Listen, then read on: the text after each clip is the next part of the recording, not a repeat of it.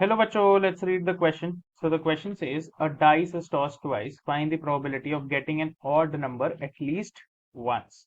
तो बच्चों आओ इसका की कॉन्सेप्ट लिख लेते हैं. की कॉन्सेप्ट. तो बच्चों यहाँ पे मैं यूज करने वाला हूँ बाइनोमियल डिस्ट्रीब्यूशन का. Binomial distribution which is for p of say x is equal to r, it is equal to ncr multiplied by p to the power r multiplied by q to the power n minus r, right? Where p is the success and q is the failure. So बच्चों आओ इस question को देख लेते हैं. अब इसमें एक डाइस है, राइट? तो अगर मैं डाइस को थ्रो करता हूँ तो क्या क्या आउटकम्स आ सकते हैं बच्चों? 1 आ सकता है, 2 आ सकता है, 3 आ सकता है, 4 आ सकता है, 5 आ सकता है और 6 आ सकता है. तो इसका मतलब टोटल आउटकम्स कितने आ सकते हैं बच्चों मेरे? They can be 6, right? And dice को ट्वाइस थ्रो कर रहे हैं, सो एन हो गया यहाँ पे 2. of get find the probability of getting an odd number at least once. तो इसमें अगर मैं देखूं odd numbers कौन कौन से होते हैं बच्चों? odd numbers they are 1, 3 and 5, right? So favorable outcomes कितने हो गए? favorable outcomes 3, right? 3 नंबर आ सकते हैं. और मुझे पता है क्या कि probability का फॉर्मूला क्या होता है? that probability is equal to favorable outcomes upon में total outcomes. तो फेवरेबल आउटकम्स कितने हैं बच्चों? 3. Total outcome 6. ये हो गया क्या? 1/2. इस ये हो जाएगा बच्चों मेरे सक्सेस, राइट? क्योंकि मुझे इसी की सक्सेस चाहिए, मतलब ऑड नंबर आने चाहिए. और क्यू मुझे पता है क्या होता है? 1 माइनस पी, राइट? तो ये हो जाएगा क्या? 1 minus 1/2 which is again 1/2 itself.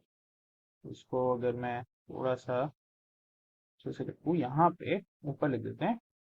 So Q क्या हो जाएगा? That implies q is equal to 1 minus 1/2 which is again 1/2. तो p की वैल्यू पता है, q की वैल्यू पता है, n की वैल्यू पता है, और एटलीस्ट वंस चाहिए, मतलब एक हो या उसके बाद के कितने भी आए, राइट? पर एक तो आना ही आना चाहिए. तो अगर मैं इसकी बच्चों प्रोबेबिलिटी डिस्ट्रीब्यूशन बना दूं, प्रोबेबिलिटी डिस्ट्रीब्यूशन बनाऊं, ये क्या हो जाएगी? एक बेसिक स्ट्रक्चर NCR. सो n है 2, c r रख दो कुछ भी, राइट? तो p क्या है? Half to the power r, जो भी हम रखेंगे, मल्टीप्लाइड बाय q है half minus 2 minus r, right? For probability of x is equal to r, correct? So अब इसमें मुझे क्या चाहिए? At least 1. So x is equal to 1 तो आए, और 2 बार थ्रो कर रहा हूं तो मैक्सिमम आ सकता है 2. तो ये मैं कैसे लिख सकता हूँ?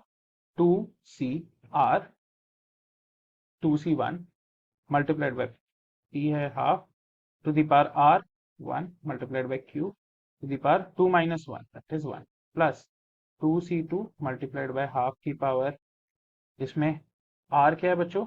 2, right? r is 2 multiplied by n minus r, तो 2 minus 2 is 0, राइट? अब ये किस फॉर्म में दे रखा है? ये दे रखा है NCR के फॉर्म में बच्चों, that is equal to n factorial upon r factorial multiplied by n minus r का होल फैक्टोरियल, राइट? तो अगर 2c1 निकालने जाओ तो क्या आ जाएगा? Factorial 2 upon 1 factorial multiplied by 2 minus 1 का फैक्टोरियल 1 फैक्टोरियल.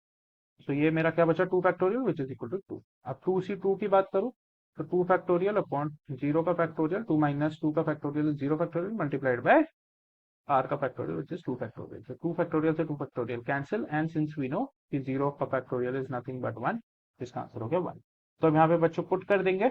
ये क्या हो जाएगा? 2c1 की वैल्यू हो गई 2 multiplied by half multiplied by half, right?